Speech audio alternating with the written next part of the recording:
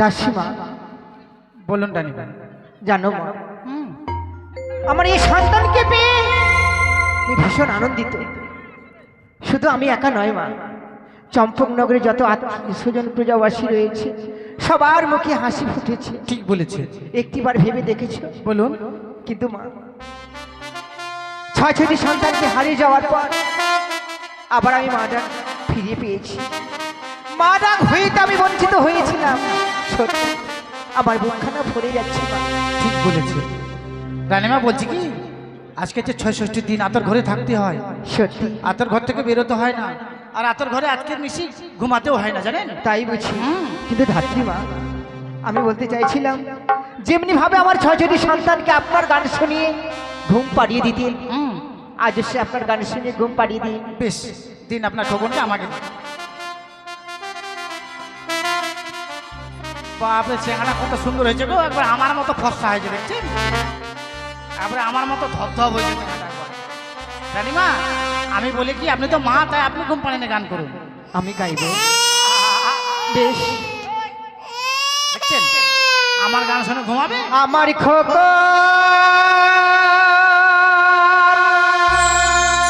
সোনা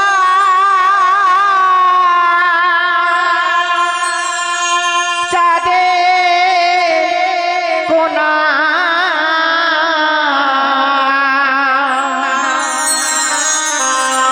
খোকন ঘুমালো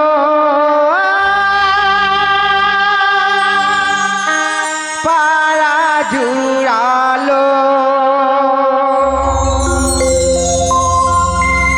আমার খোকন সোনা চাঁদে কোনা, খোকন সোনা চাঁদে কোনা, খোকন ঘুমালো মায়া জোড়ালো।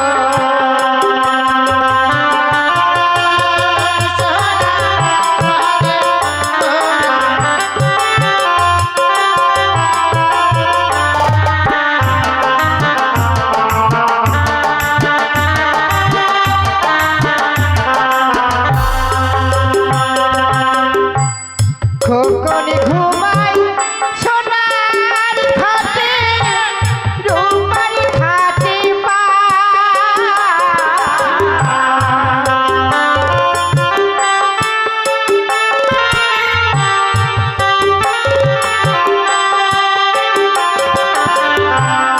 খোকন ঘুমাই সোনার খাটে, রূপার খাটে পা,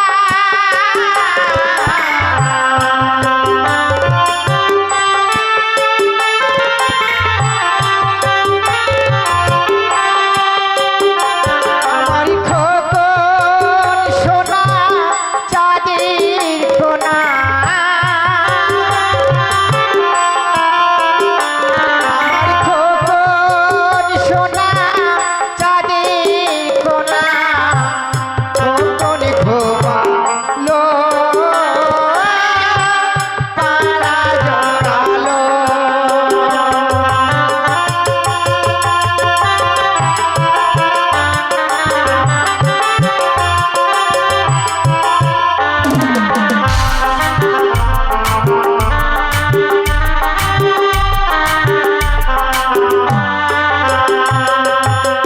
পাড়া জুড়ালো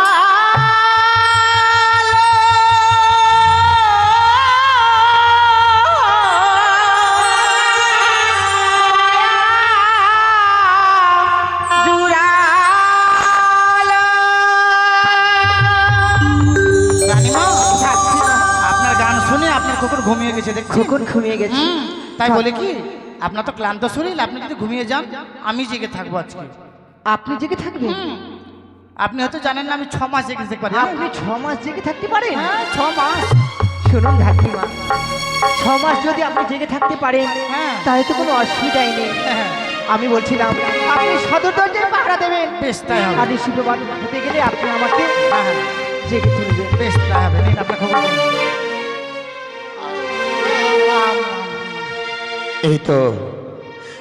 এই তো সে চম্পকনগর। এই চম্পকনগরে প্রবেশ করে, সেই আতর ঘরে প্রবেশ করে ওই বাছারের ললাতে আমাকে লিখন লিখতে হবে। তাই তো বিলম্ব নয়, এই মুহূর্তে ওই বাছার ললাতে লিখন লিখবার জন্য সেই আতর ঘরে আমাকে এক্ষুনি প্রবেশ করতে হবে। যাই যাই, অনেক বিলম্ব হয়ে যাচ্ছে। এই মুহূর্তে আমি আতর ঘরে প্রবেশ করি না কেন?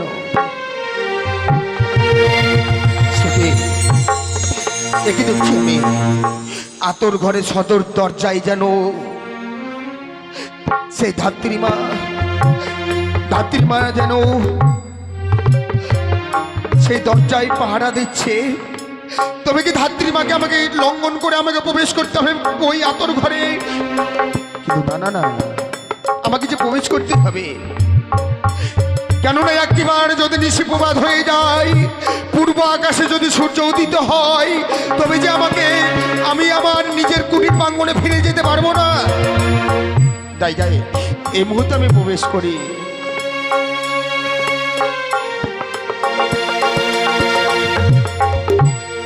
আরে কি সুন্দর,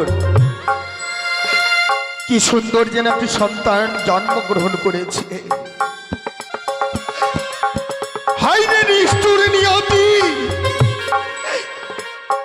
এই সনকার গর্ভে জন্ম না নিয়ে যদি অন্য মায়ের গর্ভে জন্ম নিতে, তবে এই লিখন লিখতে হতো না তোমার ওই ললাতে।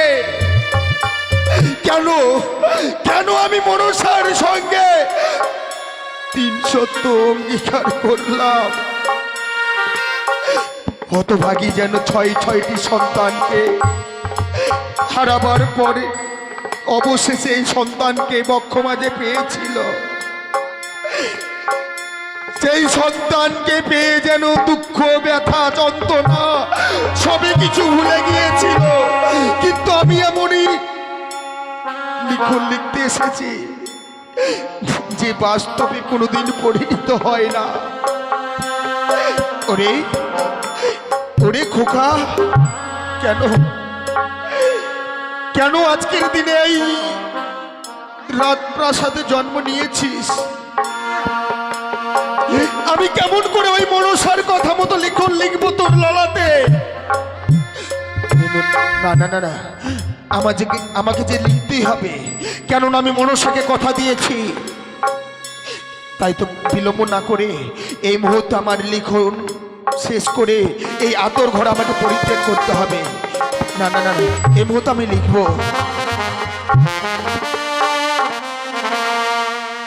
ওই আমি লিখিলাম বাছার ললাতে,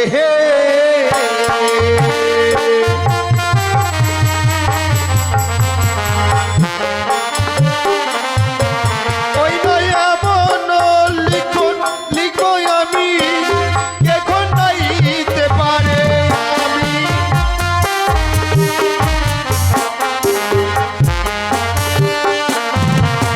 আমার বাছার আয়ু হবে মাত্র ২২টি বছর।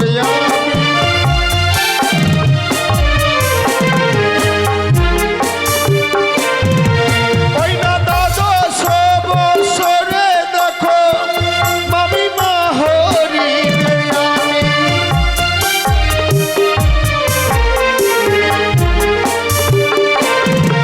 ওই না ১২ বছরে বাছা লেখাপড়া করি আমি।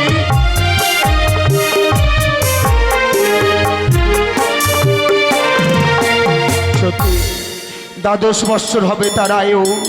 ১২ বৎসরের মধ্যে সে লেখাপড়া করবে, নিজের মামিমাকে হরণ করবে সে ১২টি বৎসরের মধ্যে। এই লিখন আমি লিখলাম এই বাছারের ললাতে। আর কি লিখব?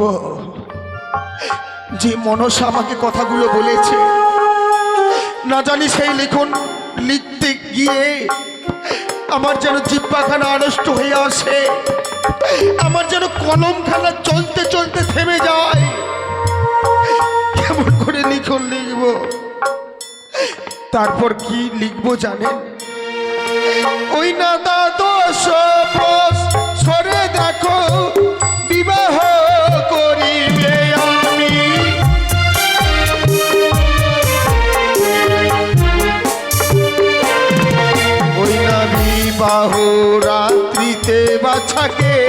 দংশিবে কাল নাগিনী।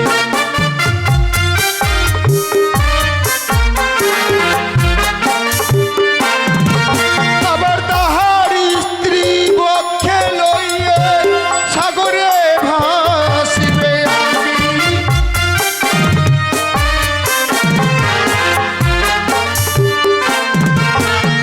ওই আমি লিখিলাম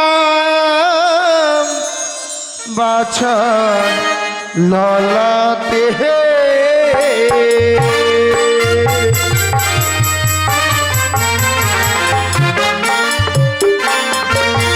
এই তো বাছার ললাতে লিখন লিখা আমার শেষ হয়েছে, তাই তো বিলম্ব নয়। মায়ের সন্তান মায়ের কোলে দিয়ে এই মুহূর্তে আমাকে এই আতর ঘর পরিত্যাগ করতে হবে। যাই যাই, এই মুহূর্তে এই সন্তানকে মায়ের কোলে দিয়ে এই আতর ঘর আমাকে পরিত্যাগ করতে হবে।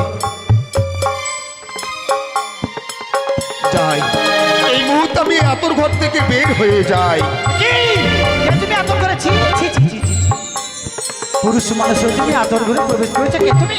সত্যি পুরুষ মানুষ হয়ে যেমন আতর ঘরে প্রবেশ করা অন্যায়, হ্যাঁ, তেমনটি ভাবে তুমি হয়তো জানো না আমি যে সামান্য পুরুষ নই। তুমি সামান্য পুরুষ নও। আমি কে জানো? কে তুমি? আমি হই এই পৃথিবীর বুকে যেই কোনো জীব জন্মগ্রহণ করুক না কেন, আমার কর্ম হচ্ছে তার ললাতে লেখা। আমি হই ভাগ্য বিধাতা। বিধাতা? তবু চরণে প্রণাম হই বিধাতা। আয়ুষ্মতী ভব। বিধাতা, জানতে পারি তুমি কে? আমি হই ধাত্রীমা। ধাত্রীমা? সত্যি না জানি কোন জন্মে পূর্ণ করেছিল বলে আজকের দিনে এই আতর ঘরে এই বিধাতা ঠাকুরের সঙ্গে তোমার সাক্ষাৎ হয়েছে। তুমি ঠিক বলেছো বিধাতা, কিন্তু বিধাতা তোমার একটি কথা বলবো আমি। বলো ধাত্রীমা। তুমি যখন লিখন লিখতে এসেছিলে তোমার কি লিখন লেখা হয়ে গেছে বিধাতা? সত্য ধাত্রীমা, ওই বাছার ললাতে লিখন লেখা আমার শেষ হয়েছে। এবার আমাকে নিজের কুটিরে গমন করতে হবে।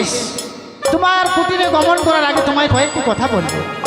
বাচ্চার ললাতে এমন কি লিখন লিখেছো তুমি একবার বলে দাও না। না না না না না না ধাত্রীমা না, ওই বাছার ললাতে এমন কি লিখেছি আমি তোমার কাছে কেন, আমি কারো কাছে প্রকাশ করে বলতে পারবো না, পারবো না। তুমি যদি আজকে দিনে লিখলে কথা না বলো তবে আমি তোমার পথ ছাড়বো না বিধাতা। তুমি কি পাগলিনী হয়ে গেছো? সেই লিখনের কথা না বললে তুমি আমার পথ থেকে সরে দাঁড়াবে না? তুমি হয়তো জানো না বিধাতা, এই হতভাগী 6টি সন্তানকে হারিয়েছি। আমি জানি আমি জানি আমি জানি ধাত্রীমা, জানি। 6টি সন্তানকে হারাবার পর অবশেষে এই সন্তানকে নিজের বক্ষ মাঝে পেয়েছে, আমি জানি। কিন্তু তাই আমি শুনতে চাইলাম, দোহাই তোমার বিধাতা বলো না। আমি বলতে পারবো না ধাত্রীমা। পারবে না? তুমি হয়তো জানো না সেই লিখনের কথা তোমার কাছে কেন আমি কারো কাছে প্রকাশ করে বলতে পারবো না। আর তুমি যে বলছো আমার পথ থেকে সরে দাঁড়াবে না, তুমি একটি জিনিস ভেবে দেখেছো? কি বিধাতা?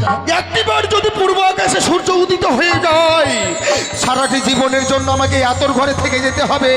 এই আতর ঘর থেকে আমি বের হতে পারবো না। তাহলে বলে দাও বাচ্চার ললাতে এমন কি লিখেছো তুমি? আমি পারবো না। হো দারুণ বিধি রে, লিখন লেখিলে বাচ্চার ললাটে। ধাত্রীমা!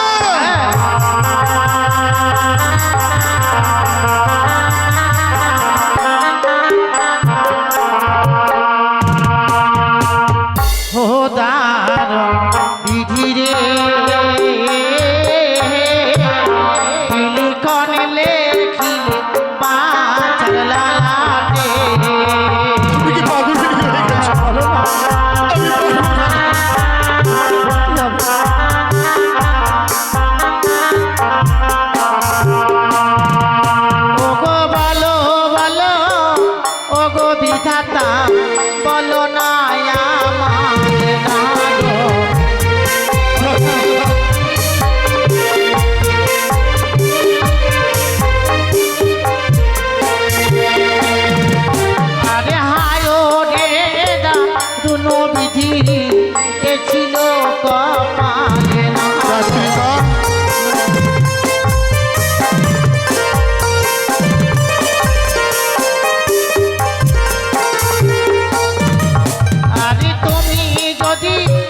বলো বিধাতা জীব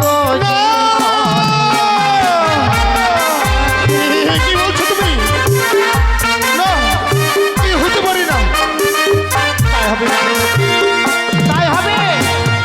তুমি যদি লিখনের কথা না বলো তবে আমি সত্যি আমার প্রাণকে আমি গঙ্গার জলে বিসর্জন দিয়ে দেবো বিধাতা। ধাত্রীমা, তুমি কি পাগলিনী হয়ে গেছো?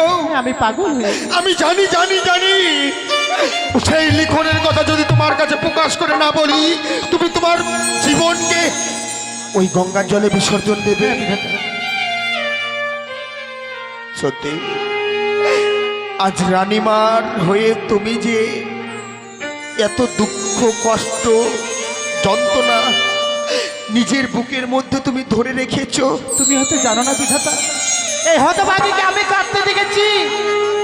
আমি কাঁদতে দেখেছি 6-6টি সন্তান হারিয়েছে। আমি জানি ধাত্রীমা জানি, কিন্তু তোমাকে আমি একটি কথা বলি। বলো বিধাতা। তুমি যে তোমার প্রাণকে বিসর্জন দিতে চাইছো, তুমি জানো 84 লক্ষ জনি ভ্রমণ করে একটিবার শুধু মানব জন্ম পাওয়া যায়। এই মানব জন্মকে যদি তুমি একটিবার তুমি হারিয়ে দাও, না জানি তুমি মানব জন্ম কোনোদিন পাবে কিনা। তাই তোমার এই সুন্দর প্রাণকে তুমি কোনোদিন তুমি বিসর্জন দিতে চেও না। বেশ, আমি বিসর্জন দেব না বিধাতা, আমি আমার প্রাণকে বিসর্জন দেব না। তাহলে বলে দাও বাচ্চার ললাটা এমন কি লিখুন। একই কথা বারবার, একই প্রশ্ন বারবার, সেই কথা বলতে বলতে আমার যেন তুমি ধৈর্যের বাঁধ ভেঙে দিয়েছো। বলো না বিধাতা। শুনবে? হ্যাঁ বলো না। ওই বাছার লড়াতে এমন কি লিখেছি বেশ বলো। তুমি শুনবে? হ্যাঁ আমি শুনবো, বলো না। তবে তবে একটি কথা মনে রেখো ধাত্রীমা, বলো। ওই বাছার লড়াতে এমন কি লিখেছে আমি তোমার কাছে প্রকাশ করে বলবো, বেশ বলো। কিন্তু তার আগে তার আগে তোমাকে শক্ত হতে হবে। আমাকে শক্ত হতে হবে। না জানি সেই বাছার ললাতে লিখনের কথা বলবার পর তোমার পায়ের নিচ থেকে মাটি সরে যেতে পারে। না, এ কি বলছো তুমি? না জানি সমস্ত আকাশ তোমার মাথায় খসে খসে না পড়তে বিরাট পারে। না, এ কি লিখন লিখেছো তুমি? না জানি সেই বাছার ললাতে লিখনের কথা বলবার পর তুমি স্থির চিন্তিতে দাঁড়িয়ে থাকতে পারবে কিনা। থাকতে পারবো না। না জানি তুমি সেই লিখনের কথা শুনবার পর তুমি নিজেই আত্মহত্যা করতে চাই। না বিধাতা, এই কথা বলতে বলতে তোমার চোখে জল কেন বিধাতা? বলো না বিধাতা, তোমার চোখে জল কেন? তুমি বাচ্চার ললাটে এমন কি লিখন লিখেছো? শুনবে? তুমি এমন কিছু লিখন না, তোমার কাছে আগে আমি শুনবো। বলো বিধাতা বলো। আমি বলবো, ওই বাছার ললাতে এমন কি লিখেছি জানেন ধাত্রীমা? বলো। যে লিখন লিখেছি সেই অবাস্তব লিখনখানা লিখেছি ওই বাছার ললাতে। বলো না। সেই বাছার আয়ু হবে শুধুমাত্র 12টি বৎসর। 10টি বছর। শুধু তাই নয়, তারপর 12টি বৎসরের মধ্যে সে লেখাপড়া করবে। আহ, কত সুন্দর। 12টি বৎসরের মধ্যে সে নিজের মামিমাকে হরণ করবে। না না বিধাতা, না, কি বলছো তুমি? এ কখনো হতে পারে না বিধাতা, এ কখনো হতে পারে না। তারপর আর কি লিখন লিখেছো তুমি? আর কি লিখেছি জানেন? তারপর লিখেছে 12টি বৎসরের মধ্যে সে বিবাহ করবে। তারপর বিবাহ রাত্রিতে সেই বাছাকে ধাত্রীমা আমি যে আর বলতে পারছি না। কেন যে সেই কথা বলবার আগে আমার জিহ্বাখানা যেন আনষ্ট হয়ে আসে। সেই কথা যে আমার মুখে উচ্চারণ করতে আমি পারছি না। তোমাকে বলতেই হবে। তুমি শেষ লিখন কি লিখন লিখেছো তোমাকে যে বলতে হবে বিধাতা। বলবো না, তোমাকে বলেছিলাম আমি তোমার পথ ছাড়বো না। বলবো ধাত্রীমা। বেশ বলো। বিবাহ রাত্রিতে সেই বাছাকে দংশন করবে দংশন? ওই পদ্মার কাল না বিধাতা, না, একে লিখন লিখেছো তুমি। ফিরিয়ে নাও, ফিরিয়ে নাও বিধাতা, আমি হাত ধরে বলছি, তোমার পায়ে ধরে বলছি বিধাতা, এটা তুমি ফিরিয়ে নাও। ফিরিয়ে নাও বিধাতা, তুমি ফিরিয়ে পারবো না, পারবে না। পারবো না ধাত্রীমা। যেই লিখন আমি একবার লিপিবদ্ধ করে দিই সেই লিখন আমি পুনর্বার ফিরিয়ে নিতে পারি না। তুমি চাইলে সব পারবে, তুমি না দেবতা, তাই ফিরিয়ে নাও বিধাতা, তুমি ফিরিয়ে নাও লিখন। আমি পারবো না ধাত্রীমা। কেন পারবো না জানো? কেন? এই লিখন লিখেছি আমি শুধুমাত্র একজনের আদেশের গোলাম হয়ে, একজনের সঙ্গে 300 অঙ্গীকার আবদ্ধ হয়েছি বলে ওই লিখন লিখতে বাধ্য হয়েছি আমি ওই বাছার ললাতে। তুমি একজনের আদেশের গোলাম হয়ে এসেছো? সত্যই ধাত্রীমা। বাহ বাহ রে ঠাকুর, এ কি করেছো তুমি? তারপর তারপর কি হবে বিধাতা? তুমি মানুষকে কাঁদাতেও পারো আবার হাসাতেও পারো। কিন্তু ধাত্রীমা, বলো বিধাতা। তুমি আমাকে কথা দিয়েছিলে হ্যাঁ লিখনের কথা বলবার পর তুমি আমার পথ থেকে সরে দাঁড়াবে। এবার সরে দাঁড়াও, আমাকে যেতে দাও। দেখো দেখো, পূর্ব আকাশে যেন ক্ষণেকের পরেই যেন সূর্য উদিত হয়ে যাবে। সূর্য উদিত হয়ে গেলেই সারাটি জীবনের জন্য আমাকে আতর ঘরে থেকে যেতে হবে। তাই তুমি আমার পথ থেকে সরে দাঁড়াও, আমাকে তুমি যেতে দাও। বেশ, আমি তোমার পথ ছেড়ে দিলাম বিধাতা, এবার তুমি আসতে পারো। কিন্তু দাঁড়াও, দাঁড়াও ধাত্রীমা। আর কিছু বলার আছে বিধাতা? যাওয়ার সময় তোমাকে আমি একটি কথা বলে যেতে চাই। বেশ বলো। এই কথাটা তোমার কর্ণকোহরে ভালো করে ঢুকিয়ে নিও। বেশ। এই আতর ঘরে ওই বাছার ললাতে এমনকি লিখেছি, আমি তোমার কাছে প্রকাশ করে বলেছি তোমার কাছে। কিন্তু একটি কথা মনে রাখবে, বলো। সেই লিখনের কথা কোনোদিন যদি তুমি কারো কাছে প্রকাশ করে বলো, কারো কাছে প্রকাশ করে বলি, সেই দিন তুমি বলার সঙ্গে সঙ্গে তুমি বলার সঙ্গে সঙ্গে তুমি শিলাই পরিণত হবে। বিধাতা, এ কি করেছো তুমি? এই কথা যদি আমি কারো কাছে প্রকাশ করে বলে আমি শিলায় পরিণত হব? বাহ বাহ রে ঠাকুর, বাহ। ধাত্রীমা দেখো, তোমার একমাত্র সন্তান রয়েছে না, যার নাম হচ্ছে গোপাল। হ্যাঁ, ছোট্ট ছেলে আমার গোপাল। তুমি এই রাজপ্রাসাদ পরিত্যাগ করে যাও। তোমার গোপাল যে তোমাকে হাতছানি দিয়ে ডাকে মা মা বলে, একটিবার তুমি ছুটে যাও গোপালের কাছে। গোপাল! অনেক বিলম্ব করে ফেললে তুমি। এই তো আমার সুবর্ণ সুযোগ। এই মুহূর্তে আমি আতর ঘর পরিত্যাগ করে চলে যাই। কই আমার গোপালকে তো আমি দেখতে পাচ্ছি না। কই বিধাতা? হ্যাঁ রে ঠাকুর, একটু লিখন লিখলে তুমি তুমি মানুষকে কাঁদাতেও পারো আর হাসাতেও পারো। কি অন্যায় করেছিল হতভাগী, এক এক করে 6-6টি সন্তানটা হারিয়েছিল। আবার সে মা ডাক ফিরে পেয়েছিল, আবার সে মা ডাক শোনা থেকে বঞ্চিত হয়ে যাবে। তাই যদি আমি আতর করে ভাবে কান্না করি, রানীমা যদি জেগে যায় তাহলে তো চলবে না। তাই পূর্ব দিকে সূর্য উদয় হয়েছে, আমি রানীমাকে জাগাবো। রানীমা, ও রানীমা। ধাত্রীমা, হ্যাঁ রানীমা, এ কি? বলো। আমি আপনাকে দেখে অবাক হয়ে যাচ্ছি কিন্তু ধাত্রীমা। কেন রানীমা? ধাত্রীমা, আজ আমার চম্পলায় আনন্দে ভরপুর। হ্যাঁ রানীমা, হ্যাঁ। আমার খোকনকে পেয়ে, কিন্তু আমি যে আপনাকে দেখছি, কিন্তু আপনি কেন কাঁদছেন বলুন? কি হয়েছে আপনার? কই না তো রানীমা, আমি কাঁদছি না। আমি কাঁদছি না, সত্যি বলছি আমি কাঁদছি না রানীমা। ধাত্রীমা, বলুন, আপনি আমার সত্যি করে বলুন, আপনি কেন কাঁদছেন? আমি কেন কাঁদছি জানেন রানীমা? কেন? আপনার খোকনকে দেখতে দেখতে আমার ছোট্ট ছেলে গোপালের কথা মনে পড়ে গেছে, তাই আমার চোখে জল এসেছে। আমি সত্যি বলছি না। না! হ্যাঁ, আমি সত্যি বলছি। ধাত্রীমা, না ধাত্রীমা, আপনি আমার কাছে মিথ্যে কথা বলছেন। আমি সত্যি বলছি না। আর কেনই বা মিথ্যে কথা আপনি আমায় বলবেন? আমি মিথ্যে কথা বলছি না। আপনি তো আমার 6 সন্তানকে ছোট থেকে মানুষ করেছে। হ্যাঁ, আমার 6 সন্তানকে আদর যত্ন স্নেহ ভালোবাসা দিয়ে মানুষ করেছে। হ্যাঁ রানী। কিন্তু ধাত্রীমা, আপনি বলুন, আপনাকে বলতে হবে। আমি সত্যি বললাম রানীমা, আপনার খোকনকে দেখতে দেখতে আমার গোপালের কথা মনে পড়ে গেছে। আমি বুঝতে পেরেছি ধাত্রীমা, আমি বুঝতে পেরেছি। আমি বুঝতে পেরেছি আজকে আমার খোকনকে পেয়ে আমার সন্তানকে পেয়ে আপনার লোভ লালসা হচ্ছে। কি বলছেন আমার রানীমা? খোকনকে দেখে না না রানীমা, না, ও কথা বলবেন না, ও কথা বলবেন না রানীমা, ও কথা বলবেন না। আপনার খোকনকে দেখে আমার কেন লোভ হবে বলুন? আমাকে সবাই ডাকে রানীমা, সবার খোকনকে দেখে যদি আমার লোভ হয়, আমাকে কে ডাকবে বলুন? আর যদি বা আমাকে কেউ না ডাকে, আমার ছোট্ট ছেলে গোপাল, তার মুখে আমি এক মুষ্টি অন্ন তুলে দিতে পারবো না। ধাত্রীমা, তাহলে আপনার এ কথা বলবেন না রানীমা। ধাত্রীমা, হ্যাঁ, আমি কি বলতে না বলেছি, আপনি আমাকে ক্ষমা করে দেবেন। আপনার কথা আমি বুঝতে পেরেছি রানীমা। আপনি 6 সন্তানকে হারিয়েছেন তো, তাই আপনার খোকনকে হারাবার বড় ভয় হয়। ভীষণ ভয় করছে। রানীমা, আপনার খোকনকে আমি প্রাণ করে আশীর্বাদ করছি, জানেন রানীমা?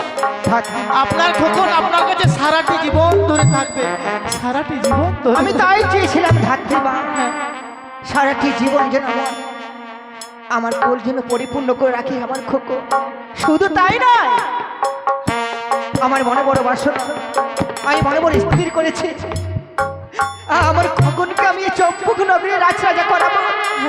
আমার এই আমার মনের বাসনা। তাই বলি কি রানীমা, আজকে 66 দিন আপনাকে স্নান করিয়ে, আপনার খোকনকে স্নান করিয়ে আর ষষ্ঠী পুজো সেরে আমি ঘরে যাব রানীমা। বেশ, তাই চলুন, চলুন ধাত্রীমা। চলুন রানীমা।